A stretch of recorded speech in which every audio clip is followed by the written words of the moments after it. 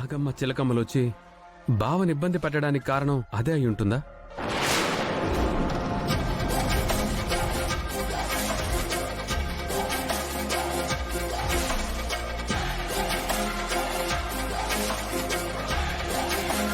అవును, మీరన్నది నిజమే. మావయ్యలో దుష్టశక్తి ఉందన్న విషయాన్ని అవి ఏదో విధంగా పసిగట్టాయి. మనతో చెప్పే ప్రయత్నం చేశాయి, మనకే అర్థం కాలేదు. వాటి ప్రయత్నం నా మనసుకి చేరకపోవడం వలన నేను కోప్పడి పంపించేశాను. ఎంత బాధపడుంటాయో పాపం. నన్ను క్షమించమ్మా. ఎందుకన్నయ్యా? నాలో ఏదో దుష్టశక్తి చేరిందని తెలియక నేను ఏదేదో చేశాను. పొరపాటున అక్షయ్కి నేనేదైనా హాని తలపెట్టుంటే ఎంత ప్రమాదం జరిగిపోయి ఉండేది కదా. అక్షయ్ నాకు చూపుని ప్రసాదించిన దేవత.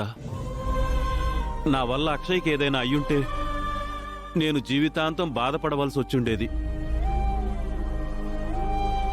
అమ్మా, నా అమ్మోరు తల్లి, నువ్వు కూడా నన్ను క్షమించమ్మా. బాధపడకు మావయ్య. నీ ప్రమేయం లేకుండా జరిగిన దానికి నువ్వు కంటతడి పెట్టుకోవాల్సిన అవసరం లేదు. ఆ దుష్టశక్తి సంగతి దైవమే చూసుకుంటుంది.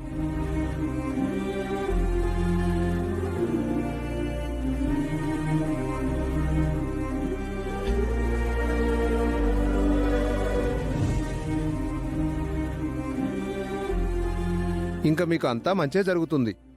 ఏ దుష్టశక్తి మీ దరిచేరదు. మీరు నిశ్చింతగా ఉండండి. ధ్వజస్తంభం నుంచి పడిన నీడ యొక్క మహిమను అందరూ కళ్ళారా చూశారు కదా. భక్తుల మనసులో ఏవైనా కోరికలుంటే కోరుకోండి, అన్నీ నెరవేరుతాయి.